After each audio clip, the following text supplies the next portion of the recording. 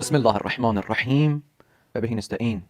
السلام عليك أيتها الصديقة الشهيدة المكسورة ظلها المظلوم بعلها المقتول ولدها.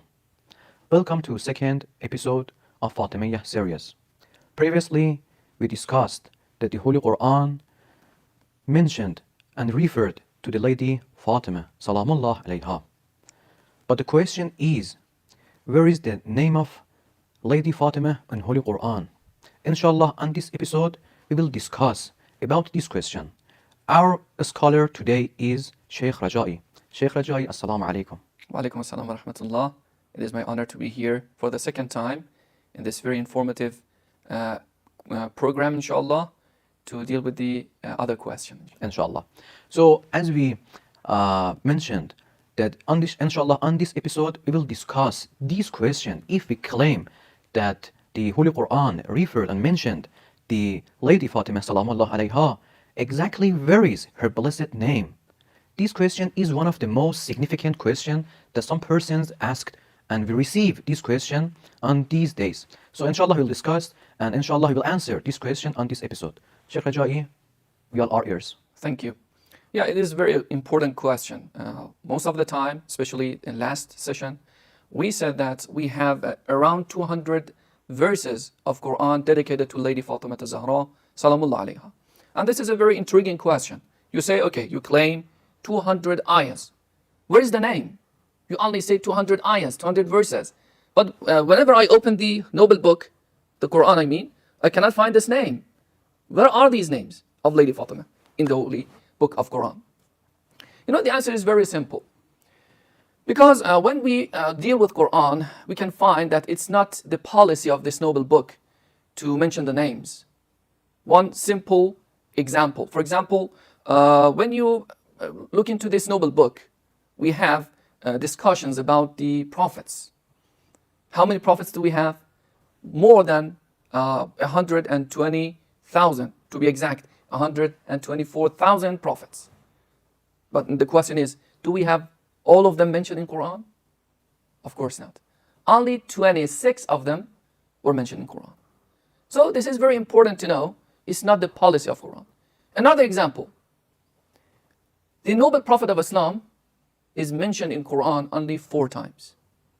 But when it comes to Moses, I don't know the exact number. I think it's more than 50 times. Yes. More than 50 times that you can find the word Moses in Quran. Musa is mentioned in Quran. So we can say, based on this policy, based on this habit of Quran, not mentioning the name of people doesn't mean that that person has any shortcomings or failures or anything like that. Because it is usually a question directed to Shiites. You say, Amir al-Mu'mineen, the commander of the faithful, is very important. He's next to Rasulullah, Lady Fatimah Zahra, this and that and the other. All of these, you say, but we cannot find their names in Quran. Yes. I think our audiences ask this question. If the policy of Quran is not mentioning the names, so why do we have a chapter which dedicated to the Lady Maryam Salamullah alayha? And why do we have this blessed name on the Holy Quran? Is this question have any answer or not? It's also another good question. Yes, we have a whole chapter, a whole surah of Quran dedicated to Lady Maryam. Yeah, we all know about this. Yes.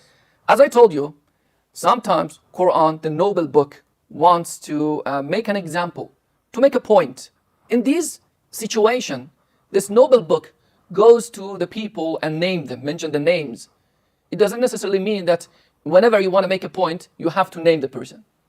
Exactly. This is the first time, the first reason. The second reason is, Surah Maryam is very important. When you study this chapter, this surah, you can find many high position, high status for Lady Maryam. This surah actually proves the infallibility of Maryam. This surah proves that Lady Maryam received a special sustenance from Allah subhanahu wa ta'ala. And this surah shows that Lady Maryam was giving birth to Isa, to this Jesus Christ. This is a miracle from Allah subhanahu wa ta'ala. So we can say Lady Maryam was a miracle giver to humanity. These are all very important status and positions for Lady Maryam. And we have this epithet for Lady Maryam, Sayyidatu Nisa al-Alamin. This was a question directed to Imam al-Sadiq, I think. A question that was asked from him, that if you say Maryam was Sayyidatu Nisa al-Alamin, and you also say Sayyidatu Nisa al-Alamin for Lady Fatimah, how is this possible? The Imam alayhi salam said, Lady Maryam was Sayyidatu Nisa al-Alamin for her own age. But Lady Fatimah, our mother, is Sayyidatu Nisa al-Alamin min al-awwaleen ila al-akhirin. That's the difference. And also we have another hadith from Imam al-Sadiq alayhi salam. It is very important, it is very beautiful that the Imam says whatever good things, good personalities that Allah subhanahu wa ta'ala has mentioned for Lady Maryam, these are only just tiny examples of what you can find for Lady Fatimah. This is the hadith from Imam al-Sadiq alayhi salam. Yes, her dignity is so much that we can even imagine, and we can discuss about her blessed dignity. If you want to add something else, we are all ears. Yeah, Surah Maryam for Lady Fatimah, I think it's a good point to consider. Surah Maryam is revealed to the noble Prophet of Islam to show that you can find a tiny example of Lady Fatimah. It wanted to show that the existence of a person like Lady Fatimah is possible. Because you can find all these, as you said, dignity, high status, high position for a lady in front of Allah subhanahu wa ta'ala is possible. Because we have an example for that in Quran, which is Surah Maryam. So, in the end, I want to conclude something. In the end, I want to say that when you look into Quran, you can find a lot of examples, but not so many names. That's the difference. Because it's not the habit of Quran to mention the names. And otherwise, if it was its habit to mention the names, you would find many names in it. Yes. For example, the noble prophets. Imagine you wanted to write down only their names. Was it possible? Only to write 124,000 names just in this book. It is obviously not possible. Yes. So it's not the policy of Quran to name the people, to mention the names. It's just when it's very necessary for making a point that you can find in the noble book, a name is mentioned. Jazakallah khairah, Sheikh Raja'i, and thank you for your listening and watching us. Stay tuned. Wassalamu alaikum wa rahmatullahi wa barakatuh.